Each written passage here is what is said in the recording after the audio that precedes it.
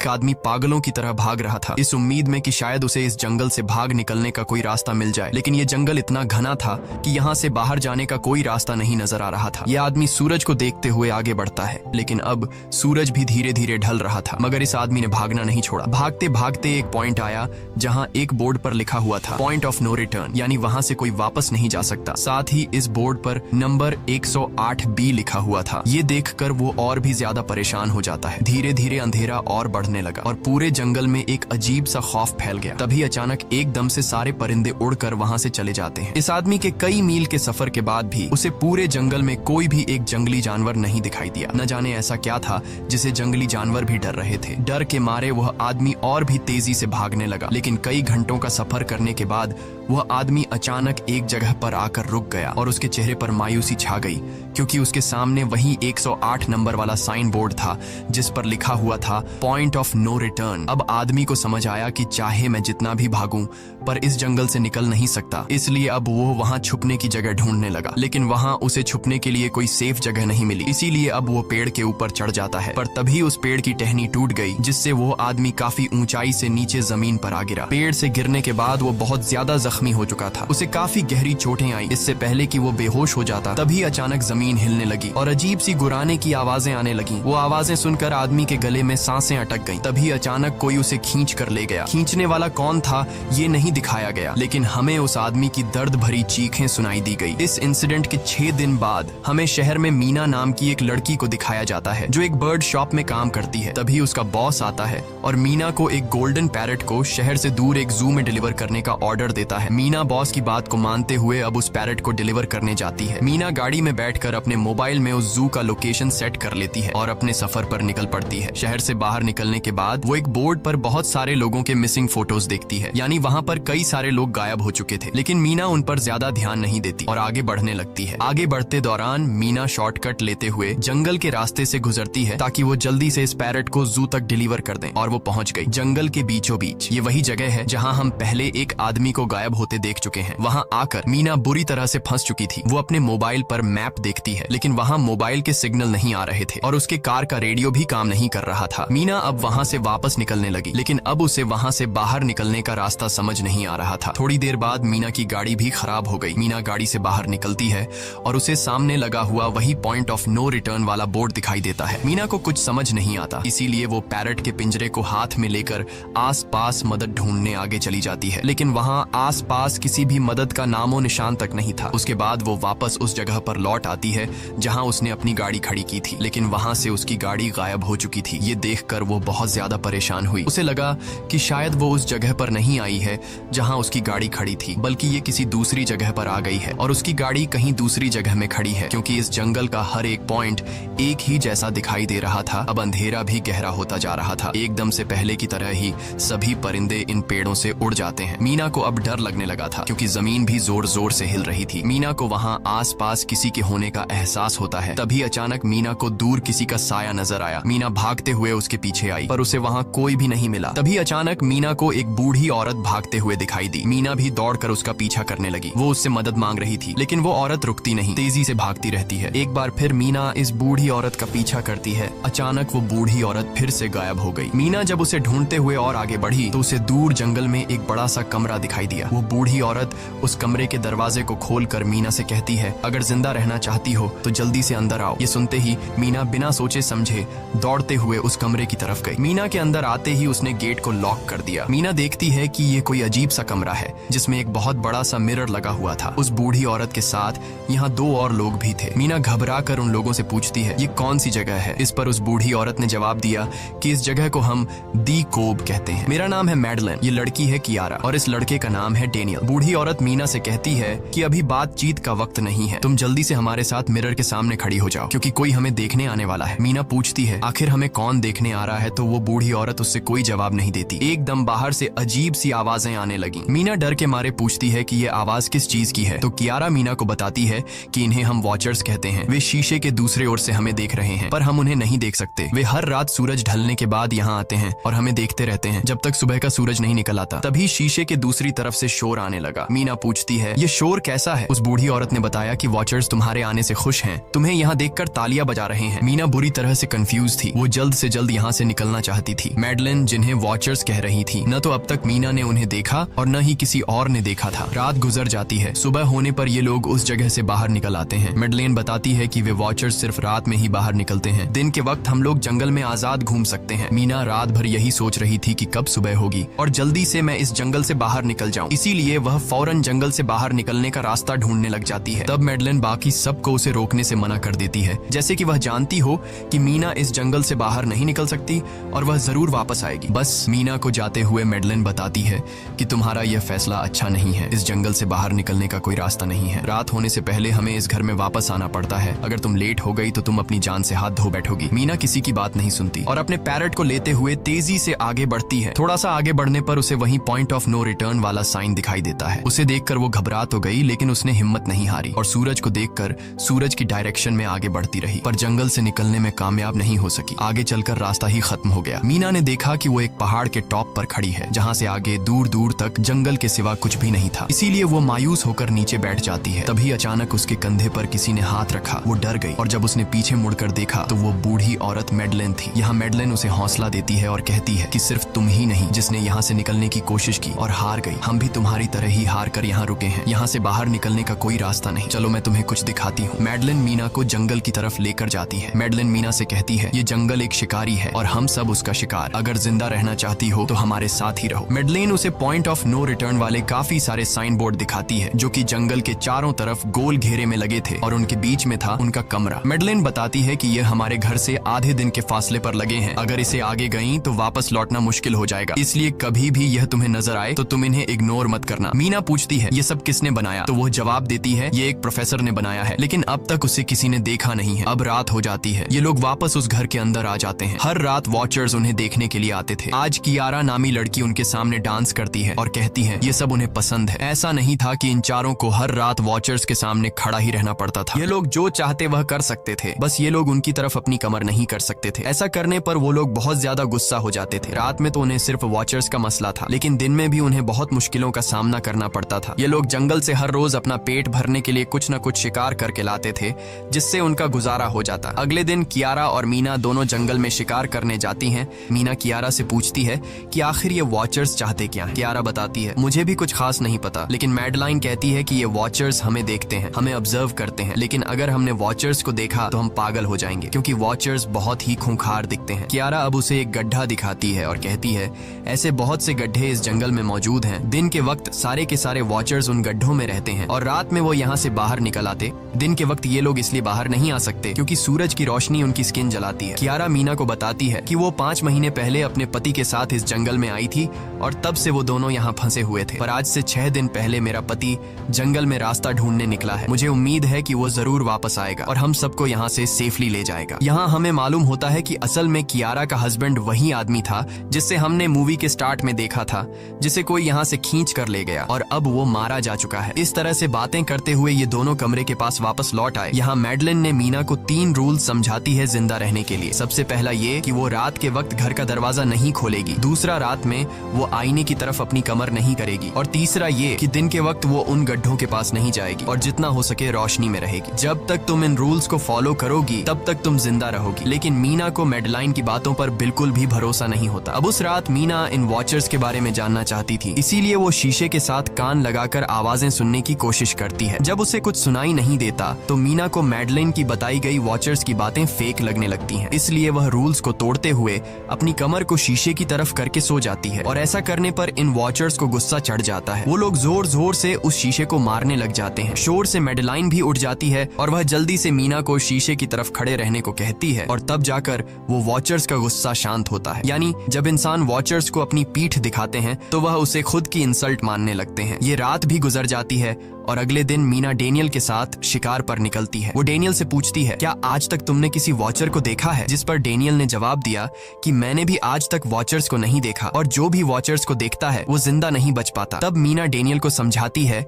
कि मुझे लगता है कि ये सब मैडलाइन की बनाई हुई कहानियां हैं जिसके अंदर वो हमें फंसा रही है। हमें जरूर उन गड्ढों को जाकर चेक करना चाहिए, शायद हमें यहाँ से बाहर जाने का कोई रास्ता मिल जाए। डेनियल भी यहाँ रहकर बहुत ज्यादा तंग हो चुका था और वो भी किसी तरह से रास्ता ढूंढकर इस जंगल से भाग निकलना चाहता था, इसलिए वो मीना की बात मान लेता है और वो दोनों गड्ढे के पास पहुंच जाते हैं। अब मीना अपने आप को रस्सी से बांधकर इस गड्ढे के अंदर उतरती है। रस्सी का दूसरा सिरा डेनियल ने पकड़ा हुआ था ताकि अगर मीना को कुछ भी हो वो जल्दी से मीना को बाहर की तरफ खींच ले। मीना नीचे गड्ढे में पहुंच जाती है जहां उसे बहुत सारा इंसानों का सामान मिलता है। मीना उस सामान को इकट्ठा कर लेती है। ये सारा सामान उन लोगों का था जो जंगल में वॉचर्स के शिकार हो चुके थे। डेनियल रस्सी के सहारे कैमरा, साइकिल और जरूरत का सारा सामान को बाहर ले आता है। मीना अब नीचे इंतजार करती है कि डेनियल कब रस्सी नीचे फेंकेगा और मैं ऊपर चली जाऊंगी। और इससे पहले कि मीना उस गड्ढे से बाहर निकल पाती, उसे गड्ढे के अंदर किसी के आने की हलचल सुनाई देती है। मीना जल्दी से डेनियल को रस्सी नीचे फेंकने की आवाज देने लगती है, लेकिन तभी मीना को पकड़ने के लिए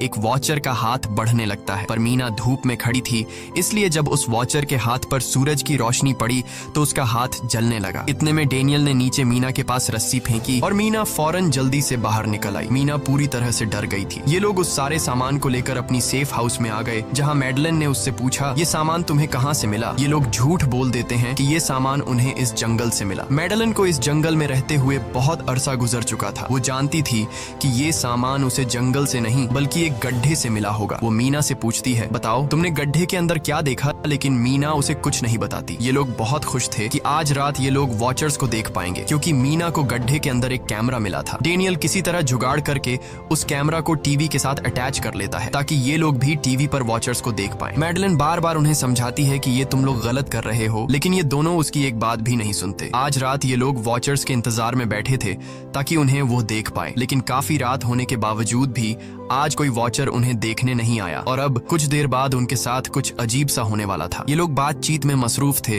कि तभी उनका दरवाजा खटखटाया जाता है, यानी दरवाजे पर किसी ने दस्तक दी। उन्होंने जल्दी से टीवी की तरफ देखा तो वहां उन्हें इंसानी टांगे दिखाई दे रही थीं। बाहर जो कोई भी था वो कियारा के हस्बैंड की आवाज में बात कर रहा था और वो जल्दी से दरवाजा खोलने को कह रहा था। कियारा को लगा कि जरूर उसका हस्बैंड यहाँ से बाहर निकलने का रास्ता ढूंढ आया है। वो जल्दी से उठकर दरवाजा खोलने के लिए जाती है, लेकिन मैडलिन बीच में आकर दरवाजा खोलने नहीं देती। वो कहती है कि मैं जानती हूँ बाहर तुम्हारा हस्बैंड नहीं है, क्योंकि मैडलिन जानती थी कि रात के इस अंधेरे में कोई भी इंसान इस कमरे तक नहीं पहुंच सकता। लेकिन कियारा को मैडलिन की बातों पर यकीन नहीं होता और वो दरवाजा खोलने की कोशिश करती है, जिसके बाद मैडलिन कियारा से कहती है कि वो तुम्हें फंसा रहा है, तुम उसका इम्तिहान ले लो, तुम उसे कोई ऐसी बात पूछो जिसके बारे में सिर्फ तुम या तुम्हारा हस्बैंड जानता हो। कियारा बाहर खड़े हुए इंसान से एक किताब के बारे में सवाल करती है जिसके बारे में उसे पता होना चाहिए था, लेकिन जब बाहर खड़ा हुआ इंसान कोई जवाब नहीं देता तो ये समझ जाते हैं कि ये वॉचर ही है। ये लोग जब दरवाजा नहीं खोलते तो वॉचर उनके बाहर लगाए हुए कैमरा को तोड़ देता है और यहाँ हमें एक बात पता चलती है कि वॉचर्स इंसान के रूप में भी खुद को बदल सकते हैं। वॉचर्स उनकी इस हरकत पर बहुत ज्यादा गुस्सा हो गए थे। वे बहुत तेजी से शीशे को मारने लगे जिससे शीशे में एक बड़ा क्रैक भी आ जाता है, लेकिन यहाँ मैडलिन समझदारी दिखाते हुए सबको लाइन से शीशे की तरफ खड़ा कर देती है, जिससे वॉचर्स का गुस्सा थोड़ा बहुत ठंडा हो जाता है और वे वहां से चले जाते हैं। अब यहाँ मीना मैडलिन को बताती है कि हमने गड्ढे में से ये सारा सामान चुराया था। ये सुनकर मैडलिन बहुत ज्यादा गुस्सा हो जाती है कि तुम लोगों ने दूसरा रूल भी तोड़ दिया। अगली सुबह मैडलिन उस गड्ढे से लाया हुआ सारा सामान उठाकर वापस उसी गड्ढे में फेंक देती है, जिससे उन वॉचर्स का गुस्सा थोड़ा शांत हो जाता है। मगर अब इन लोगों को जंगल में बहुत ही ज्यादा अजीब चीजें दिखाई देना चालू हो गई थी और उसका सबसे ज्यादा असर डेनियल पर होता है। डेनियल अचानक बात बात पर बहुत ज्यादा गुस्सा करने लग जाता है। दूसरी तरफ कियारा, जिससे पहले उम्मीद थी कि उसका हस्बैंड जिंदा है और वो यहाँ आकर उसे यहाँ से बचा लेगा, लेकिन अब उसे पता चल चुका था कि उसका हस्बैंड अब वापस नहीं आएगा, जिसकी वजह से वह अंदर ही अंदर पूरी तरह से टूट चुकी थी और वो डिसाइड करती है कि वह वॉचर्स के इन गड्ढों में कूदकर अपनी जान दे देगी, क्योंकि अब उसके पास जीने की कोई वजह नहीं रही। वह ऐसा करने ही वाली होती है कि मीना आकर उसे बचा लेती है। इसी बीच हम देखते हैं कि डेनियल मैडलिन की तरफ अजीब तरह से देख रहा होता है और वह गुस्से में आकर मैडलिन को पेड़ के साथ बांध लेता है। डेनियल ने कहा कि अब मैं इस बुढ़िया के कोई रूल्स नहीं मानूंगा, अब यहाँ सिर्फ मेरी बात मानी मानी जाएगी। अब रात होने वाली थी, इसलिए डेनियल कमरे की तरफ भागा और कियारा भी उसके पीछे भागी, लेकिन मीना मैडलिन के पास आई और उसकी रस्सियां खोलने लगी। दूसरी तरफ डेनियल ने कियारा को लेकर कमरे का दरवाजा अंदर से बंद कर दिया और मीना और मैडलिन को बाहर वॉचर्स के लिए छोड़ दिया। मीना और मैडलिन डेनियल से दरवाजा खोलने के लिए गिड़गिड़ाते रहे। डेनियल से रिक्वेस्ट करते हैं कि प्लीज दरवाजा खोल दो, लेकिन डेनियल ने दरवाजा नहीं खोला। अब बाहर चारों तरफ अंधेरा छा गया और वॉचर्स के आने का टाइम हो गया, इसलिए अब मजबूरन उन्हें अपनी जान बचाने के लिए एक घने पेड़ के नीचे रहकर छिपना पड़ा। थोड़ी देर बाद उन्हें वॉचर्स की गुराने की आवाजें आने लगी। इस टाइम मीना और मैडलिन के साथ हमें भी उन वॉचर्स की एक झलक दिखाई जाती है। ये लोग लंबे, पतले और खतरनाक थे। सब अपने अपने गड्ढों से निकलकर इंसानों को देखने के लिए उस सेफ रूम तक पहुंचते हैं, और जब ये लोग देखते हैं कि मीना और मैडलिन वहां नहीं हैं, तो वो उनको खाने के लिए जंगल में ढूंढने लग जाते हैं। और जब ये वॉचर्स दूर जाते हैं तो मौके का फायदा उठाते हुए ये दोनों फिर से सेफ रूम तक आ जाते हैं और डैनियल से रो रो कर दरवाजा खोलने को कहते हैं। इस बार डैनियल के दिल में रहम जाग जाता है और वो उनके लिए दरवाजा खोल लेता है। अब अंदर जाने के बाद पहले तो मैडलिन डैनियल पर गुस्सा करती है और फिर इन सबको शीशे के सामने खड़ा करके वॉचर्स के बारे में कुछ बातें बताती है। मैडलिन ने कहा कि अब तक हम बहुत से रूल्स तोड़ चुके हैं, इसलिए मुझे नहीं लगता कि इस बार वॉचर्स हमें माफ करेंगे। मैं तुम लोगों को वॉचर्स के बारे में कुछ सच्चाई बताना चाहती हूँ। दरअसल मैं जब यहाँ पहली बार आई थी तो मैंने कुछ ऐसा देखा जिससे मेरे होश उड़ गए। मैंने अपना ही एक डुप्लीकेट देखा। असल में वो एक वॉचर था जो मेरा रूप लेने की कोशिश कर रहा था। हालांकि उसकी आंखें और बाल बिल्कुल परफेक्ट नहीं थे। मीना ने पूछा कि आखिर ये वॉचर्स हैं क्या चीज, जिस पर मैडलिन ने जवाब दिया कि ये सारे क्रीचर्स फेरीज हैं जो किसी जमाने में इंसानों के साथ मिलकर रहते थे। फेरीज पंखों वाले एक जादुई जीव थे, लेकिन वक्त गुजरने के साथ इंसानों को फेरीज की शक्तियों से डर लगने लगा, इसीलिए इंसानों ने फेरीज को खत्म करने का सोचा। इंसानों की तादाद ज्यादा थी, इसलिए फेरीज इंसानों का मुकाबला नहीं कर पाए। इंसानों ने इन फेरीज को जंगल में एक बहुत बड़े गड्ढे के अंदर कैद कर लिया और उन्हें श्राप से हमेशा हमेशा के लिए इस गड्ढे में बंद कर दिया। उसके बाद फेरीज कई 100 सालों तक उस गड्ढे में कैद रहे, लेकिन फिर वक्त के साथ उन्होंने जमीन के अंदर खुदाई करके निकलने के रास्ते बना लिए। आज वही फेरीज वॉचर्स के रूप में गड्ढों से निकलकर हमारे सामने आते हैं। हालांकि कई 100 सालों तक जमीन के अंदर रहने की वजह से उन्होंने अपने पंख और जादुई शक्तियां खो दी और साथ ही उन्हें सूरज की रोशनी से तकलीफ होने लगी, लेकिन अब भी उनमें रूप बदलने की शक्ति है। इस पर डैनियल ने मैडलिन से पूछा कि ये वॉचर्स हमसे क्या चाहते हैं और ये हर रात हमें देखते क्यों हैं, जिस पर मैडलिन ने बताया कि ये वॉचर्स एक बार फिर से जंगल से निकलकर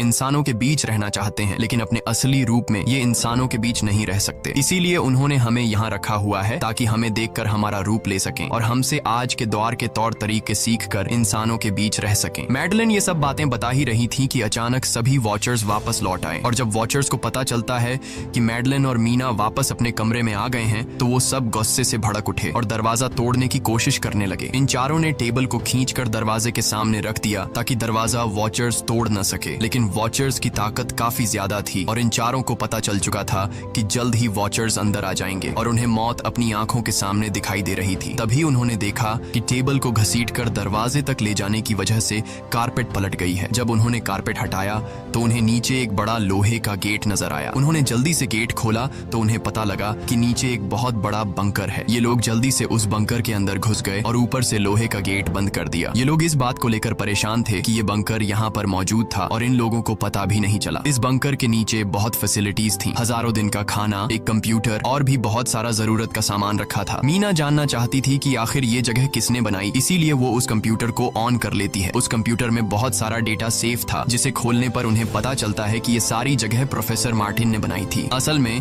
प्रोफेसर को इन क्रीचर्स के बारे में पता था। वो इन वॉचर्स पर रिसर्च करना चाहता था, इसीलिए उसने ये बंकर बनाया था। पैसों का लालच देकर वो दूसरे इंसानों को काम के लिए यहाँ लेकर आता था और रात के वक्त मजदूरों को ऊपर कमरे में छोड़कर खुद यहाँ आकर छुप जाता था और वो वॉचर्स फिर उन इंसानों को खा जाया करते थे। अगली वीडियो में डॉक्टर मार्टिन बताते हैं कि उनकी रिसर्च के दौरान उन्हें एक सबसे अलग फेरी मिली जो रोशनी में भी उन गड्ढों से बाहर आ सकती थी। डॉक्टर बताता है कि उस वॉचर ने एक बच्ची का बिल्कुल परफेक्ट रूप ले लिया था जिसे कोई पहचान नहीं सकता था। वो बहुत अच्छी थी, उसने डॉक्टर मार्टिन को मारा नहीं। डॉक्टर मार्टिन उसे यहाँ ले आया। तभी प्रोफेसर ने कैमरा को दूसरी तरफ मोड़ा। तब उन्होंने देखा कि प्रोफेसर ने उस छोटी सी बच्ची के रूप में आए वो क्रीचर को पिंजरे में कैद कर लिया है। पता नहीं डॉक्टर उसके साथ कौन सा एक्सपेरिमेंट करने वाला था। उस कंप्यूटर में बहुत सी वीडियोस थी और हर वीडियो में कुछ न कुछ बताया हुआ था। मीना बस ये जानना चाहती थी कि आखिर में क्या हुआ, इसीलिए वो सबसे आखिरी वीडियो प्ले करती है जिसमें वह देखती है कि प्रोफेसर खुद को और उस फेरी को मारने वाले हैं। मरने से पहले वह इस जंगल में फंसे हुए लोगों के लिए यहाँ से निकलने का रास्ता बता देता है और कहता है कि शाम में जिस डायरेक्शन में परिंदे भागते हैं उस डायरेक्शन में भागने से वे लोग इस जंगल से निकल सकते हैं। उसने इस रिकॉर्डिंग मैसेज में कहा था कि अगर कोई इस जंगल से निकलने में कामयाब हो गया तो यूनिवर्सिटी में जाकर मेरी सारी रिसर्च तबाह कर देना। मैंने यहाँ आकर बहुत बड़ी गलती कर दी। उसके बाद प्रोफेसर ऊपर चले गए और फिर 2 गोलियों की आवाज आई, जिससे उन्हें समझ आया कि प्रोफेसर ने पहले उस फेरी को मारा और फिर खुद को गोली मार दी। आज रात ये चारों बहुत खुश थे क्योंकि उन्हें इस जंगल से जान छुड़ाने का रास्ता मिल गया था। अगली सुबह सभी लोग अब बंकर से बाहर निकलते हैं तो देखते हैं कि उनका सेफ हाउस उन वॉचर्स ने पूरी तरह तबाह कर दिया है और आज के दिन उन्हें लाजमी इस जंगल से निकलना होगा, वरना ये लोग मारे जाएंगे क्योंकि रात को अब उनके पास छिपने के लिए कमरा भी नहीं बचा था। ये लोग अब यहाँ जंगल से निकलने के रास्ते में बढ़ने लगते हैं। वो परिंदे जिनके बारे में प्रोफेसर बता रहे थे वे तो शाम को उड़ने वाले थे, लेकिन उन्हें शाम होने से पहले जंगल से बाहर निकलना था। इसलिए मीना अपने पास मौजूद पैरट को आजाद कर देती है। जिस डायरेक्शन में वह उड़ता है उसी डायरेक्शन में ये लोग चलने लग जाते हैं। चलते हुए रास्ते में ही उन्हें एक कब्र मिली। मैडेलिन उस कब्र को देखकर बताती है कि एक वक्त था जब ये लोग इंसानों के साथ रहते थे, लेकिन इंसानों ने उनके साथ बहुत बुरा किया, धोखा किया और उन्हें यहाँ जंगलों में फंसाकर खुद चले गए। कई घंटे सफर करने के बाद ये लोग एक नदी के पास पहुंच गए। वहाँ उन्हें प्रोफेसर का एक बोट मिला, जिसको देखकर ये लोग बहुत खुश हुए, लेकिन उनकी खुशी अब कुछ ही देर की मेहमान थी क्योंकि अब अंधेरा हो चुका था और वॉचर्स के आने का वक्त हो गया था। उससे पहले कि ये लोग डॉक्टर मार्टिन की बोट में बैठकर यहाँ से दूर चले जाते, तभी उन्हें पीछे से किसी की आवाज आई। जब उन्होंने पीछे मुड़कर देखा तो वो कियारा का हस्बैंड था जो मदद के लिए चिल्ला रहा था। वो बहुत ही जख्मी हालत में था। बाकी सब बोट में बैठ चुके थे, इसलिए डेनियल अकेला उसकी मदद के लिए गया। डेनियल कियारा के हस्बैंड को खींचकर बोट की तरफ लाने लगा, लेकिन तभी ये लोग बोट से देखते हैं कि डेनियल जिसकी मदद करने गया वह कोई इंसान नहीं बल्कि एक वॉचर है, जिसने उनके सामने ही डेनियल का रूप ले लिया। वो लोग कुछ भी नहीं कर पा रहे थे। अब उस वॉचर ने डेनियल को मार दिया। उन्हें इस बात का पता था कि वॉचर्स इस नदी को पार नहीं कर सकते हैं और फाइनली ये लोग खुद इस नदी को पार करके शहर तक पहुंच जाते हैं। और कहानी में असल ट्विस्ट इसके बाद आया। शहर पहुंचने के बाद ये तीनों अलग अलग रास्तों पर चले गए और कुछ दिनों बाद अब मीना जल्दी से डॉक्टर मार्टिन के कहने के मुताबिक उनके यूनिवर्सिटी में उनका सारा डेटा खत्म करने के लिए आई। उससे पहले कि वह उनका रिसर्च डेटा डिलीट कर देती, तभी उससे वहाँ एक टेप रिकॉर्डर मिला और उस टेप रिकॉर्डर से मीना को एक नया राज मालूम हुआ। जब हजारों साल पहले इंसान और फेरीज एक साथ रहते थे तो तब उनकी शादी भी हुआ करती थी। इंसान और फेरी के मिलन से जो बच्चे पैदा होते थे उनमें इंसान और फेरी दोनों के गुण होते थे। उन्हें हाफलिंग्स कहा जाता था। उन हाफलिंग्स में एक खासियत थी कि वे रूप बदलने में इतने माहिर होते थे कि वे किसी मरे हुए इंसान का रूप भी बदल सकते थे। प्रोफेसर का मानना था कि जब इंसानों ने फेरीज को जंगल के अंदर गढ़ों में कैद कर लिया था, तब हाफलिंग इंसानों के बीच अपना रूप बदलकर चुपके से रहने लगे और वो आज भी किसी न किसी रूप में इंसानों के बीच मौजूद है। मीना जब प्रोफेसर के ऑफिस में आई और वहाँ पर जांचबीन करने लगी तो वहाँ उसके हाथ कुछ ऐसी तस्वीरें लगी जिसने उसके होश उड़ा दिए। उसने देखा कि तस्वीर में जो प्रोफेसर के साथ लेडी खड़ी है वो कोई और नहीं बल्कि मैडेलिन है और असल में मैडेलिन प्रोफेसर की वाइफ है। वो कंफ्यूज हो जाती है कि मैडेलिन ने उसे यह बातें क्यों नहीं बताई। इस भारी कंफ्यूजन को शेयर करने के लिए वो कियारा के पास आती है और उसे बताती है कि जिस मैडेलिन से हम जंगल में मिले थे वो असल में प्रोफेसर मार्टिन की वाइफ है, लेकिन उसने हमें यह सच्चाई इसलिए नहीं बताई क्योंकि वो खुद एक इंसान नहीं बल्कि एक रूप बदलने वाली फेरी थी। मैंने जब रिसर्च किया तो मुझे पता चला कि काफी साल पहले प्रोफेसर की वाइफ मैडेलिन कैंसर की वजह से मर गई थी। ये सुनकर कियारा कहती है कि फिर वो मैडेलिन कौन थी जो इतने समय से हमारे साथ थी। इस पर मीना कहती है, मुझे सब समझ आ रहा है। दरअसल प्रोफेसर अपनी वाइफ के मरने से बहुत दुखी थे और उसे हर हाल में वापस पाना चाहते थे और जब प्रोफेसर को इन रूप बदलने वाली फेरीज के बारे में पता चला तो प्रोफेसर ने उस रूप बदलने वाली फेरी को पिंजरे में कैद किया जो एक बच्ची का परफेक्ट रूप लेकर उनके पास आई थी। प्रोफेसर ने अपनी वाइफ की फोटो दिखाते हुए उस फेरी को अपनी वाइफ मैडेलिन जैसा बना दिया क्योंकि वो फेरी बाकी फेरीज से अलग थी। वो दिन में भी बाहर आ सकती थी। मीना ने कहा कि मैंने मैडेलिन को यहाँ बुला लिया है, हमें किसी तरह से करके उसे वापस जंगल भेजना होगा। तभी एक कार वहाँ आकर रुकी। जब उस कार से जो इंसान उतरा उसे देखकर मीना के गले में सांस अटक गई। वो कियारा थी, यानी कि अब तक जो मीना के साथ थी वो मैडेलिन थी। उसने कियारा का रूप ले रखा था। कियारा जैसे ही घर के अंदर आई तभी मैडेलिन ने कियारा के हस्बैंड के रूप में बदलकर उसे बेहोश कर दिया। मीना ने मैडेलिन से कहा, आखिर तुम चाहती क्या हो? जिस पर मैडेलिन गुस्से में आकर कहा, मैं फेरीज की सबसे अलग मखलूक हूँ। मेरे सभी साथी बचपन से मुझे चिढ़ाते थे। वो मुझे अपने साथ नहीं रहने देते क्योंकि मैं सबसे अलग थी। मैं उस जंगल में अकेली पड़ चुकी थी और मैं उस जंगल से निकलकर बाहर लोगों के साथ मिलकर रहना चाहती थी। फिर एक दिन प्रोफेसर उस जंगल में आया। उसने मुझे पिंजरे में कैद कर लिया। उसने मुझसे कहा कि अगर मैं उसकी वाइफ का रूप ले लूं तो वह मुझे जंगल जंगल से बाहर ले जाएगा। मैंने उसकी बात मान ली। प्रोफेसर ने मुझे मेडलिन की सारी बातें सिखाई और बाद में उस धोखेबाज प्रोफेसर ने मुझे मारने की कोशिश की, लेकिन उससे पहले कि वो मुझे मार पाता मैंने उसे ही मार डाला। तुम इंसान कभी भी भरोसे के लायक नहीं थे और न ही रहोगे। अब तुम भी मेरी सच्चाई जान चुकी हो, इसलिए तुम्हें भी मरना होगा और तुम्हें मारने के बाद मैं तुम्हारे रूप में इंसानों के बीच रहूंगी। यह कहकर मेडलिन ने मीना का रूप ले लिया और उसका गला दबाकर उसे मारने लगी। तब मीना ने मेडलिन से कहा कि क्या प्रोफेसर ने तुमसे यह नहीं कहा कि तुम क्यों दिन में निकल सकती हो? असल में तुम हाइब्रिड हो, आधी इंसान और आधी फेरी, इसीलिए तुम इंसानों और फेरीज के बीच रह सकती हो। मुझे पता है कि दुनिया में अकेला रहना कैसा होता है, लेकिन तुम अकेली हाफलिंग नहीं हो। तुम्हारे जैसे और भी हाफलिंग्स हैं जो किसी न किसी रूप में इंसानों के बीच रह रहे हैं। इस सच्चाई का पता चलते ही मेडलिन का शरीर अचानक अपने असली रूप में आने लगा। देखते ही देखते उसके पंख निकल आए, जिसके बाद वो मीना को यहीं पर छोड़कर यहाँ से उड़ जाती है। इसके बाद कुछ हफ्तों के बाद का सीन दिखाया जाता है, जहाँ मीना अपनी सिस्टर के साथ रहने लगी है। उसने अपनी सिस्टर को बताया कि शायद वो फेरी अभी भी मेरा पीछा कर रही है। तब मीना की सिस्टर उसे कहती है कि तुम डरो मत, ऐसा कुछ नहीं है। और कहानी के एंड में हम एक छोटी बच्ची को देखते हैं जो कि उस वक्त मीना के घर के नीचे खड़ी थी। ये कोई और नहीं बल्कि मेडलिन थी, जो अब उनके दुनिया में उस रूप में रह रही है। और इसी के साथ ये कहानी खत्म हो जाती है। अगर आपको ये वीडियो अच्छी लगी हो तो हमारे चैनल को सब्सक्राइब और वीडियो को लाइक जरूर कीजिएगा।